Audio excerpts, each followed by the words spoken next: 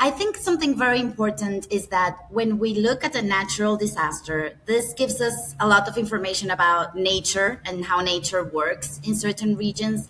But I think it also highlights a lot how human institutions are functioning in a place. So I think the real tragedy really lies in how these institutions show up or don't show up for people.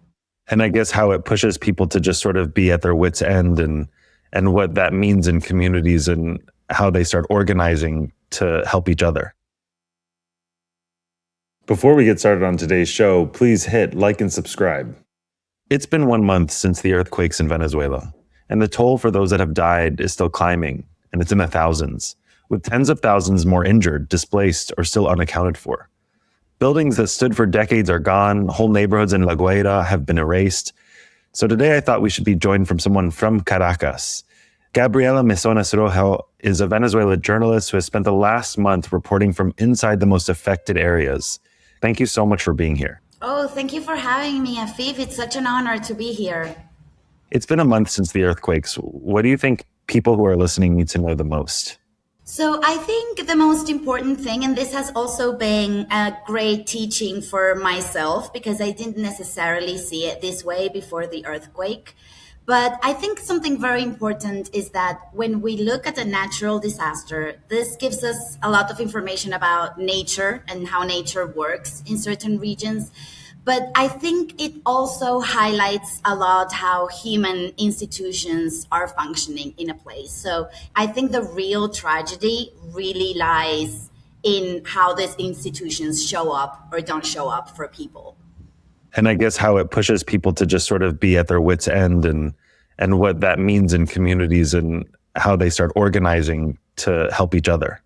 Yes, there has been, this has been a strange month because I think we've learned a lot about also the limits of the government. I think we've also had a lot of clarity that the government doesn't really care about people. We've had huge clarity about defunding of institutions. You know, we know this information, but I think when the earthquake happened, just watching complete lack of response, most announces were that there was a complete lack of response for the first 72 hours that were, you know, the most important hours to actually find people alive.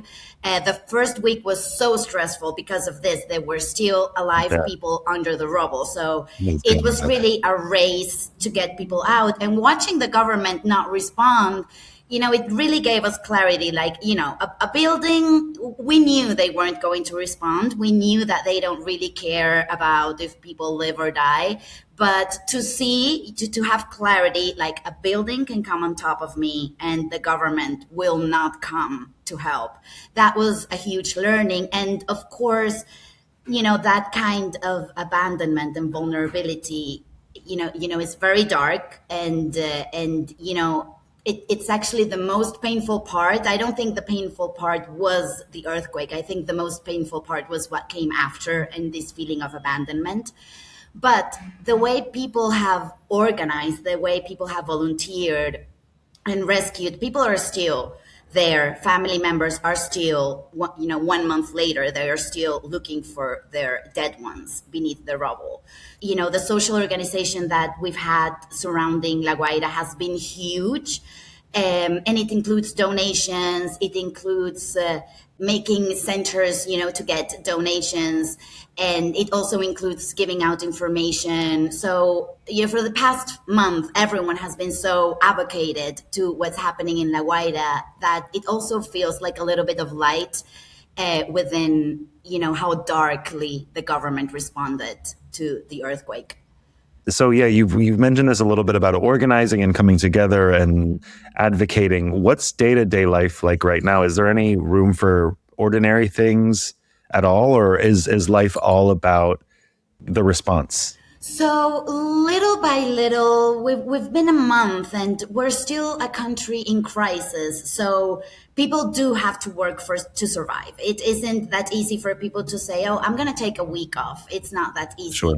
It does, however, look different here in Caracas. Caracas is the capital city. So, of course, the economic force of working forces people to go back to work really quickly.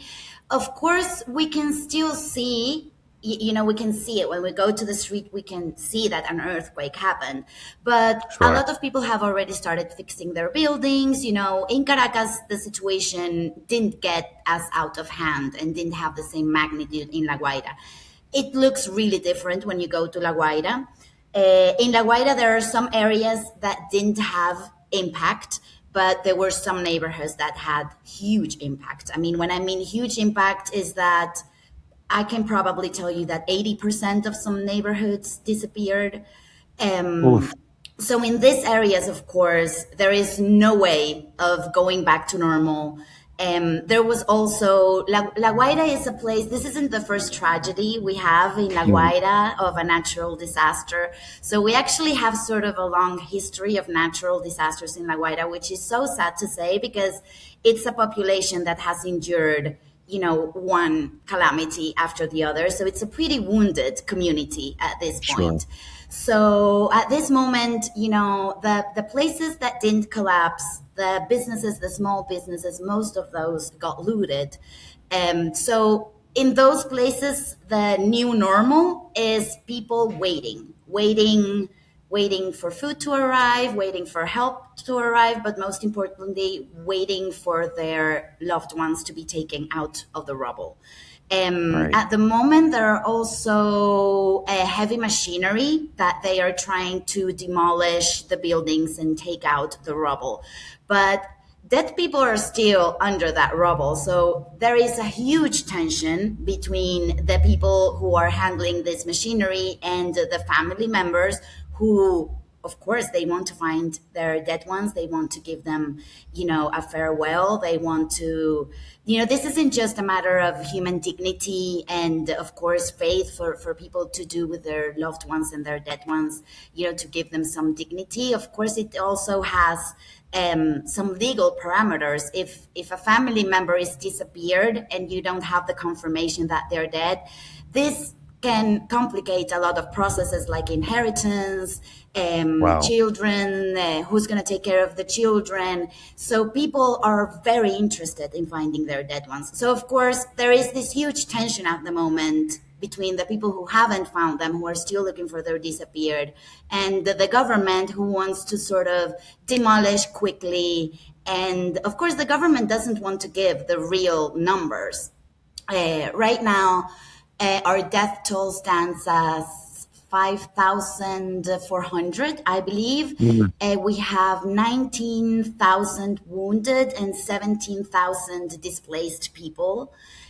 We still have a surprising number of disappeared individuals. The UN calculated at 50,000. Oh my So, God. of course, So many people. the death toll with the disappearances, it doesn't really add up. And the government is refusing to talk about the disappearances.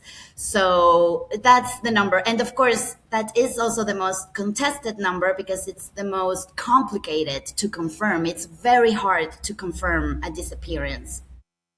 Let's back up a second and just get some things out of the way, which are there were two earthquakes and they were like level 7.2 and 7.5, I believe.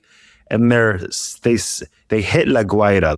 The hardest hit region was La Guaira, which was 40 minutes outside of Caracas. You said around 5,000 have been killed, and then there's tens of thousands who have been displaced, right? Yes, around 20,000. The epicenter was actually in Yaracuy, in a place called Moron. And that's so interesting because I've also learned a lot. I also used to think that, the Sure. epicenter is the most impacted area, and the further away you are, the less impact you'll see. But Right. the problem with La Guaira specifically is that La Guaira is not really a real coast. The reason why we have a coast that we have been able to build there is because sediment has been falling down from the mountain for millions of Oh. years. So that has created like an extra coast. But of course, ground made by sediment is extremely fragile. Especially in cases like an earthquake. So what happened really was that La Guaira's ground was actually functioned as an amplifier for the earthquake. So you can actually see it in the videos when you see the earthquake, how people experience the earthquake in La Guaira. I get the feeling that we lived two completely different earthquakes, because in Caracas, it was tough. You could feel it. It was very scary. But in La Guaira, it just felt, you know, it just moved in a way that we didn't actually feel it that way. So that's Sure. just because of how the ground works. And there are some grounds that are able to, you know, keep steady. If you have a rocky ground, it will keep steady and it will absorb everything better. And if you have a ground filled with sediment and sand, that ground will move. And what happened in La Guaira was that it's called liquefaction, where a solid ground, you add movement to it, so it starts working as a liquid. So that's why there was such huge devastation. Just to make it clear, this is not a surprise. We know how the ground in La Guaira works. We have known it, that we have had geophysical studies about that ground. So we should have been able to prevent this, from decades ago.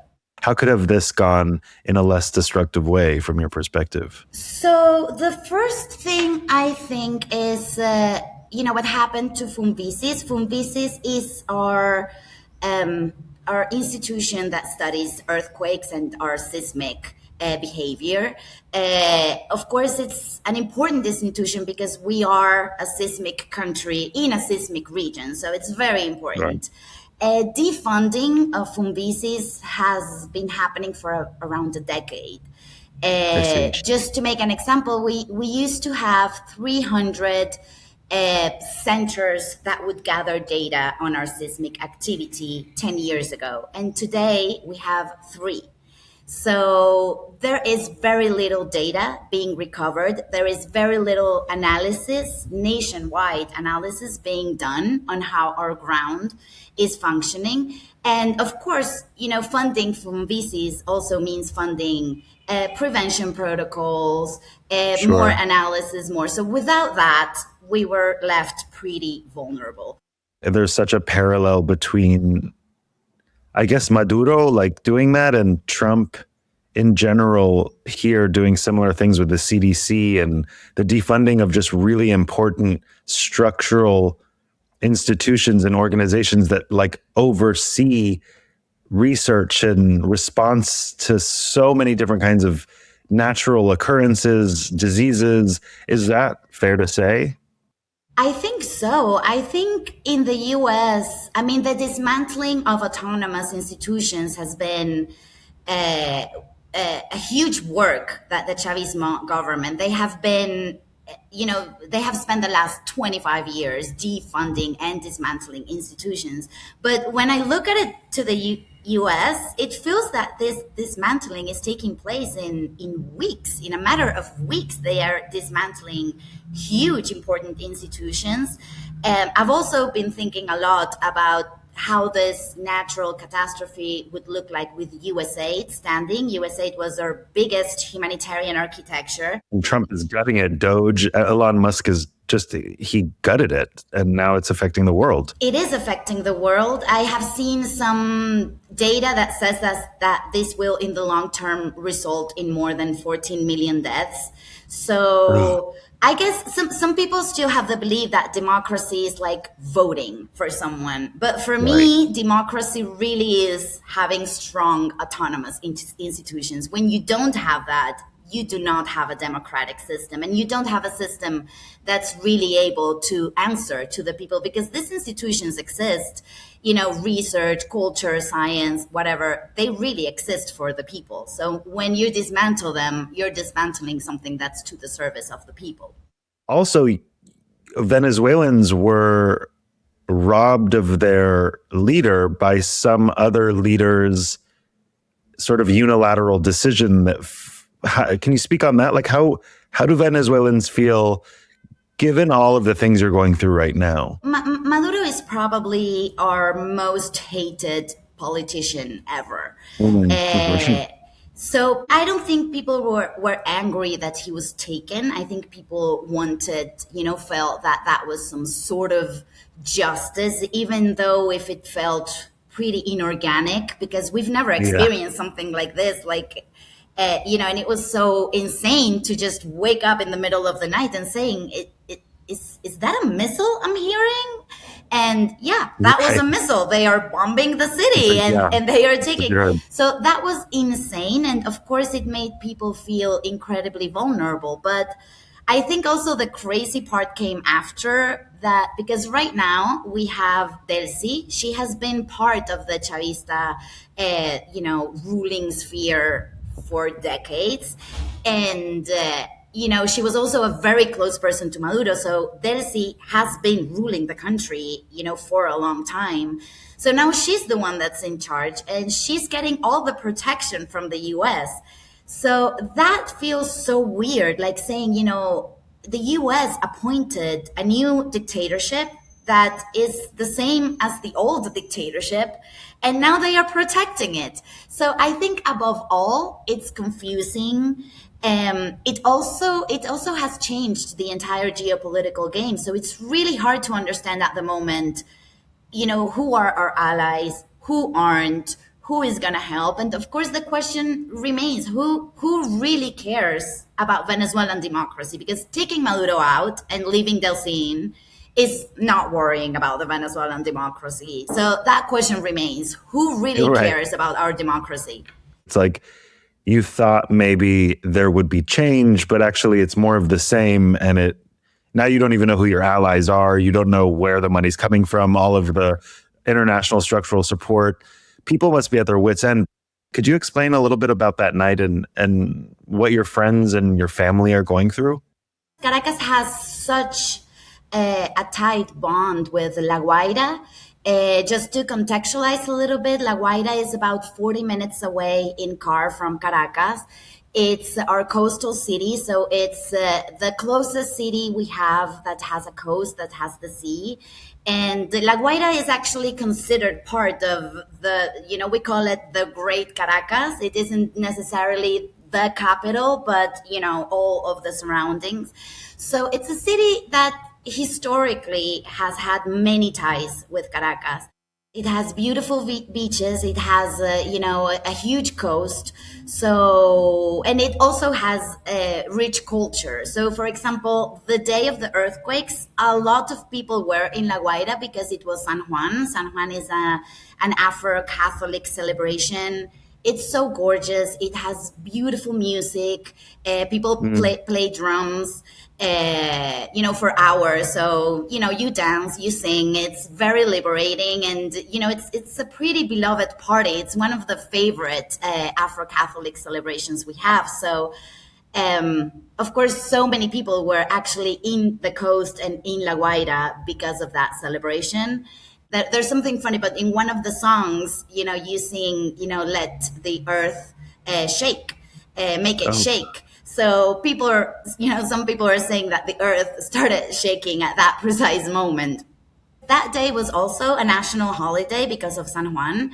So I guess it's a bit hard to understand whether that helped or didn't help. Because, of course, a lot of people weren't at their offices, weren't at their work. Maybe this actually helped so people could find each other more quickly. But it also means that a lot of people were in La Guaira. People who live in Caracas were in La Guaira. So at this moment, we're not really sure if it helped or if it didn't. The truth is that many people from Caracas were in La Guaira that day. can you take me back to that day actually for you? Where were you? What was the day like for you? I was home, very luckily. It's so weird because, an earthquake happens and you start tracing all your decisions, all the decisions that you made that day that put you in a particular place. And, all those decisions helped you survive or not survive. So I was home that day, and I remember when it started. I remember because we are a seismic region, so we are accustomed to tremors. This Right. this isn't something new. So I was working, and it started, and I remember saying, "Oh, it's a tremor," and then a couple of minutes in, I said, "Oh, but it's a pretty strong one."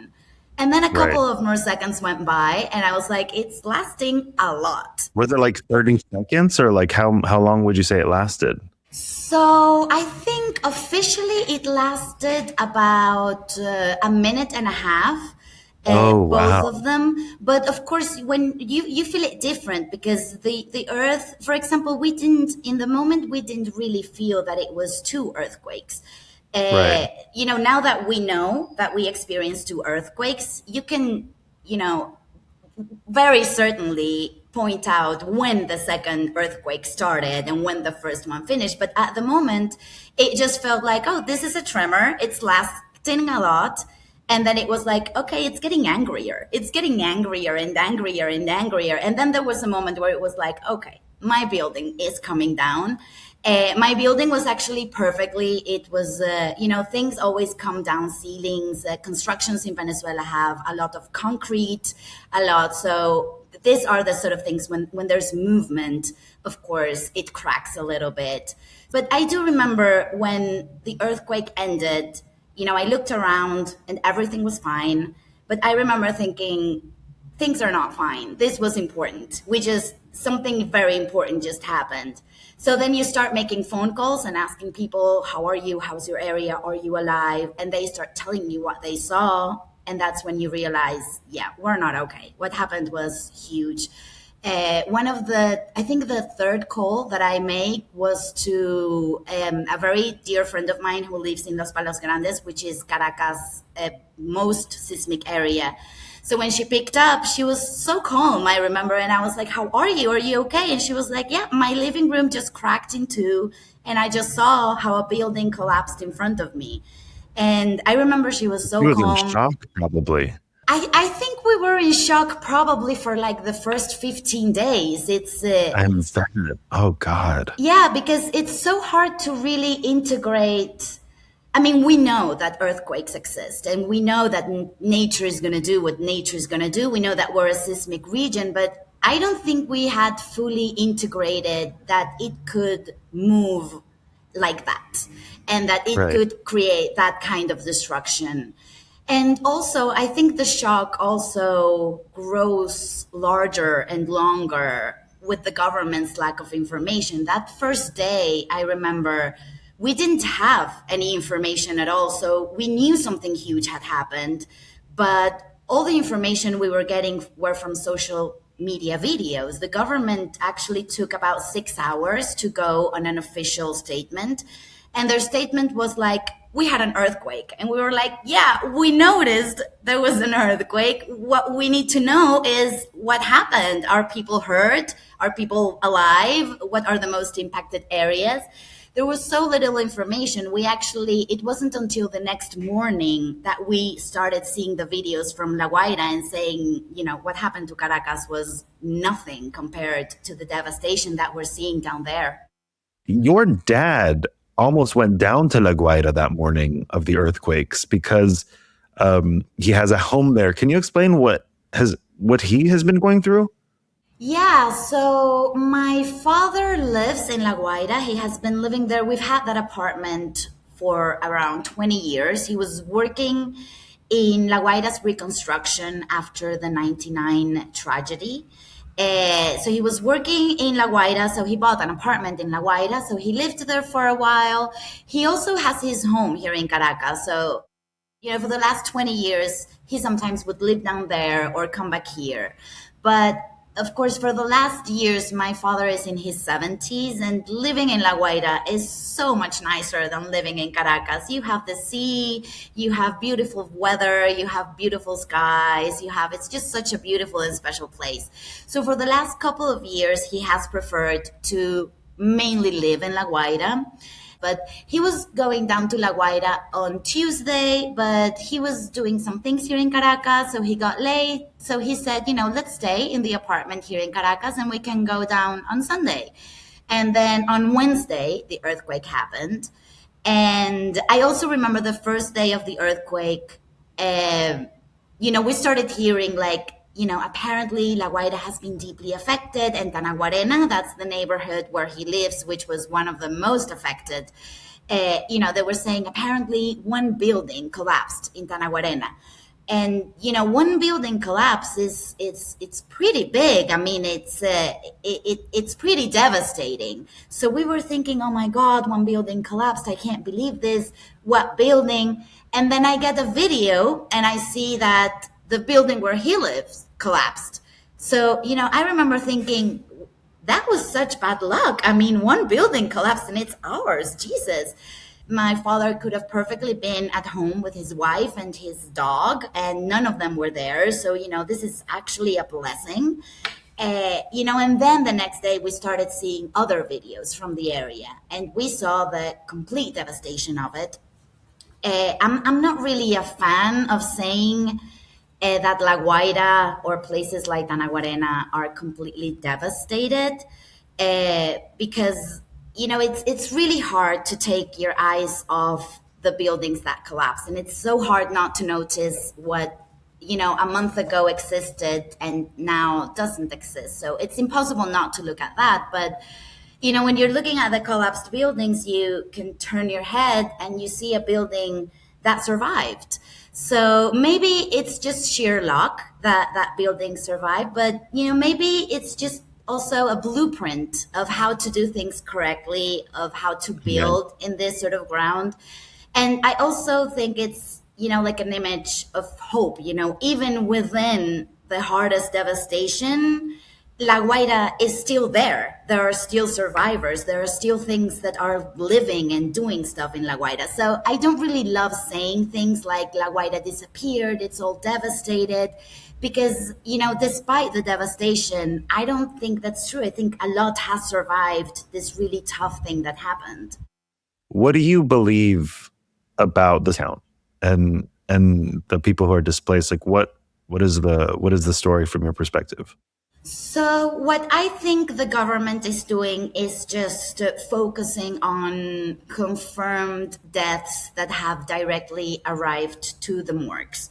They have been using a couple of morgues, one in Caracas, one in La Guaira, and they also made like an informal morgue in La Guaira in a place called Los Hilos, which is, honestly so surreal because Los Hilos was also affected by the earthquake. So, people are lining up in this place, among the ruins, recognizing their loved ones. The protocols to recognize the loved ones are honestly the worst protocol you can think of. People are being forced to look at thousands of pictures of bodies.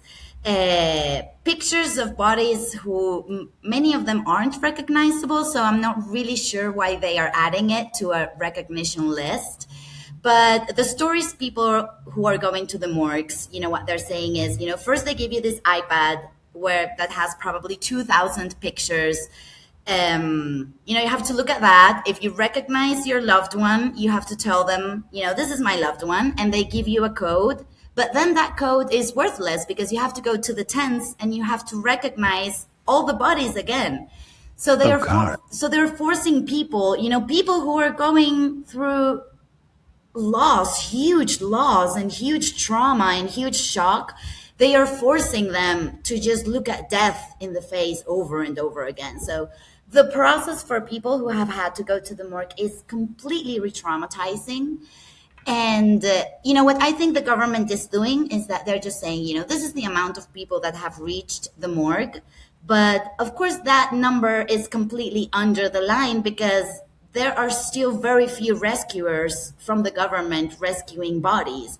So they know that we are not going to get the full information. We're never really going to know how many people died here. Do you have to be careful when you're reporting things like that? Like, is that something that's obvious to everybody, or is that something that's controversial to say? I think this is, about what we were talking before about Maduro. I think it is a little bit of a blessing that this happened without Maduro, because the last year we had with Maduro, we had a repression and persecution peak that was the highest in our modern history. It was very tough. It was very bad. As a journalist, I didn't sign my pieces for around a year and a half. No one was signing pieces. No one was really talking to press.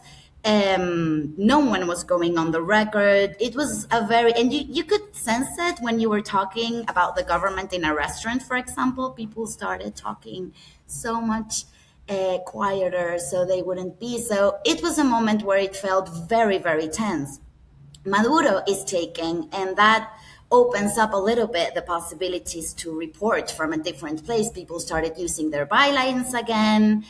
So even though the political situation is pretty complicated right now, I think it has, slowly helped political and civil liberties, compared to what we saw on 2024. One story that you reported on, which is just almost devastating to even think about, was the 147 U.S. deportees that landed in Venezuela before, like hours just before the earthquakes. Can you tell me about that story? What did you learn? I think what I learned was that, people are going to be victims of their authoritarian regimes in so many possible ways. So we have covered the reasons why people are leaving Venezuela. So we know that people are leaving Venezuela because of persecution, because of extreme precarity, because they or a family member are sick and they don't have access to public health. They have been living for really important reasons.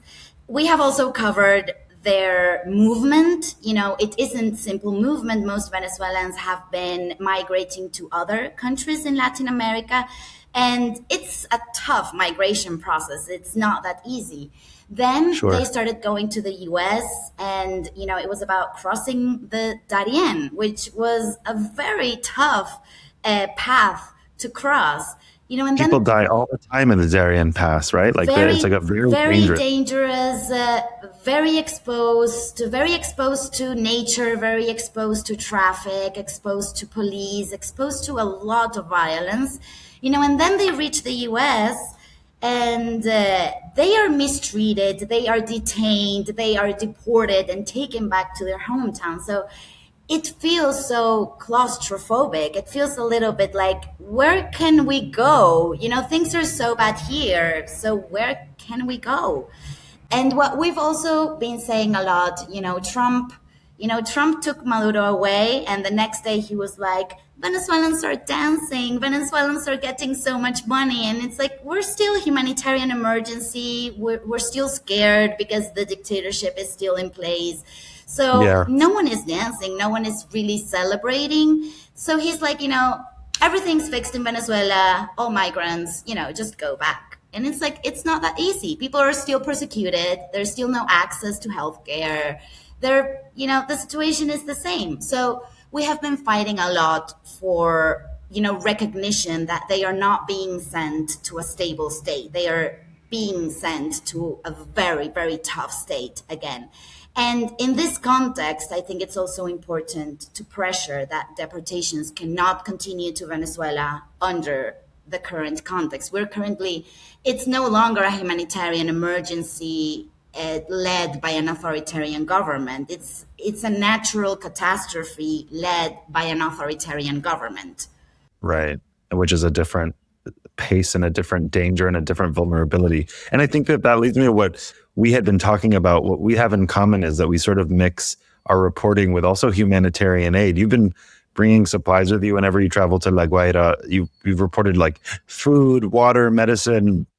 I remember that was the whole point of me going to Gaza and in Beirut when I was in Dahi and outside of those neighborhoods. It was like, you can't just show up to report without having a humanitarian sort of cap on first. Like, these are real people. Why do you think it's important, to combine reporting with aid right now? So I know this is a huge ethical conversation. I think it's mostly an ethical conversation between international journalists. I don't think, we have been experiencing a humanitarian emergency for a decade and a half, and most journalists here, they are reporting on the same communities where they live. So it's so hard for, when this is part of your community, it's so hard to just tell someone, you can't help out because that would be unethical. It doesn't function the same. I also think it's been People's needs down there in La Guaira are huge and vast. So it's hugely important to really take a time to be like, what do you need? What does this community need? Add it to social media, see if anyone can donate.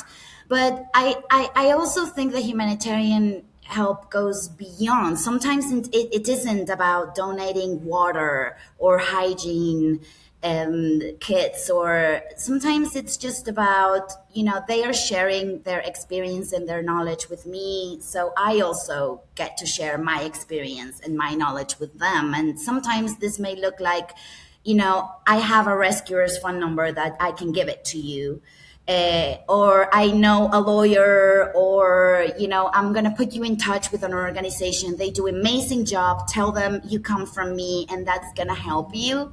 I lived for around 10 years in Los Palos Grandes, which was one of the most impacted areas in Caracas. And in the first floor, there was a butcher's shop with an elderly couple working there. So when all of this happened, I go to say hi, and it turns out they lost their home, and they are living in the butcher's shop. Oh gosh. So it's a situation of very deep vulnerability, because seven family members lost their home. Three of them are underage, two of them are elderly people, and the other two are single moms. So when I was telling that, I was like, oh my God, this is such a vulnerable position for everyone in this family. So we started, they were left without clothes, without shoes, without plates or things to eat or glasses. They were left without any. So what we did was we activated a network of donations, especially with people who are focusing on finding things for children. So we activated this network, and, the next day, I think less than 24 hours after I spoke to them, they had food, clothes, shoes, toys Oh for my the God. little ones. So it was pretty effective. And so this really does tell me, like, we can do it. We can make it Yeah. work. It's not an issue that it's too hard and it's too impossible. Of course, we can't help with the most important thing, which is that woman needs a home. We cannot supply the work of the state. The state is in charge of giving her a home, giving her access to healthcare, giving her protection if she needs it. We cannot provide this, but we can provide, community help way faster than institutions are doing it right now. So I just think that's so sad. Where does your own hope come from right now?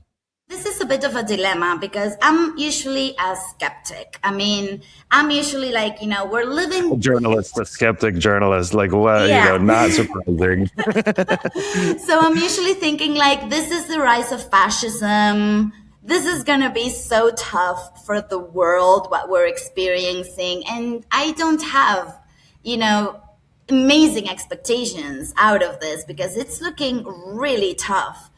So we have these people with absolute power who are 100% trying to make the situation worse. And we have millions of people without a lot of power who are putting their best foot forward, one after time. I mean, they're doing it not once, not twice. They're doing it every day. Do you think that people in Venezuela are going to revolt? Like, do you feel like they're tired and at their wits' end? Do you feel like there's something boiling? Because there's something you mentioned to me that you felt like we can't be doing this forever. Do you foresee something coming down the pipeline?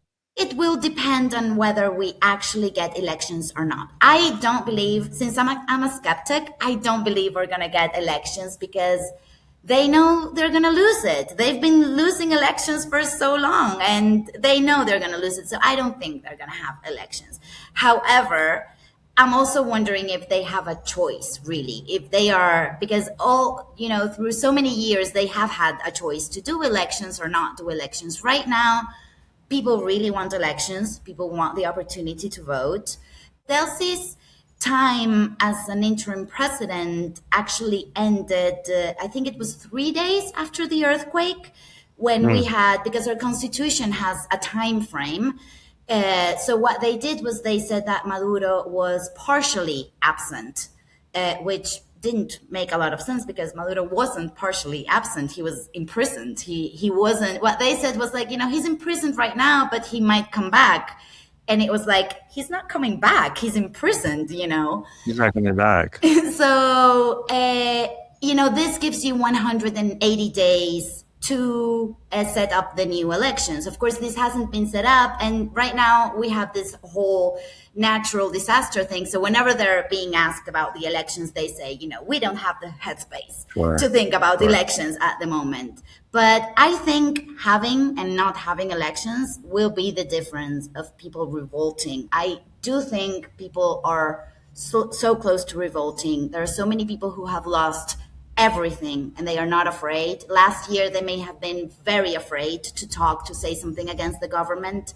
Right now, one of the most interesting things is how this situation has changed. It hasn't only changed for journalists and the way we talk, the way we interview people. A year ago, they would have said, yes, I can tell you my story, but no photos, no names.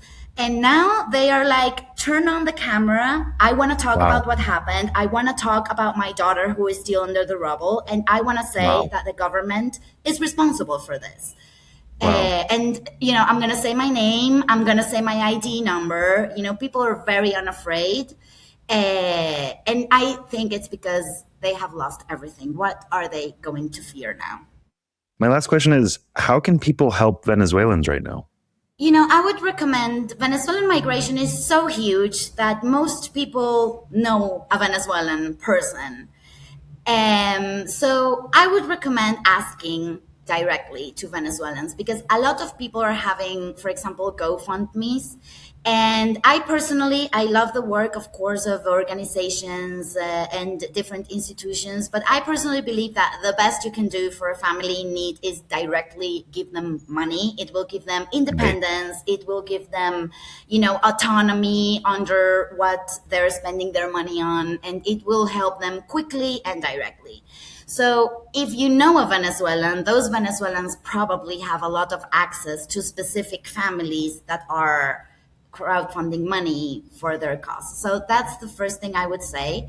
And the second would be, local organizations have had a tough time for, probably the last decade and a half. So I would also recommend looking for organizations like Prepara Familia. They take care of children in hospitals, so they have long experience dealing with medicine. Organizations like Provea, they are not a humanitarian organization, but they are a human rights organization, and they do an amazing work documenting human rights violations. And apparently most of the help is getting centralized by the UN. So if this is the simplest way for you to donating to the UN, who is the one that's centralizing and, setting up the methodology and everything to distribute the help, that might also be very helpful. I appreciate you so much for being on with Afeef Nessouli. Thank you so much, Gaby. Oh, thank you. This was a lovely conversation.